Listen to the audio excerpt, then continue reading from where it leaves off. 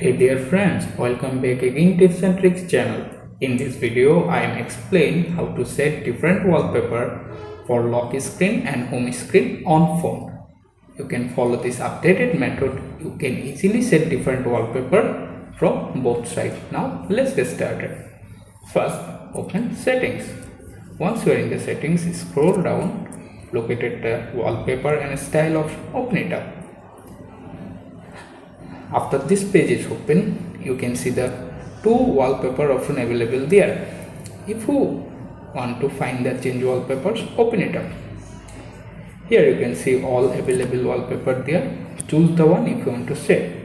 For example, choose this one. After that, you can set lock screen and home screen. Choose the option to set the wallpaper. For example, I choose this wallpaper only home screen. So select home screen. Then tap on next. After that, wait to complete the process. Once the process done, you can tap on done option and wait to complete it. After that, you would currently change the home screen wallpaper, and if you want to change different wallpaper to lock screen, tap on change wallpaper again. Then select the wallpaper if you want to set your lock screen.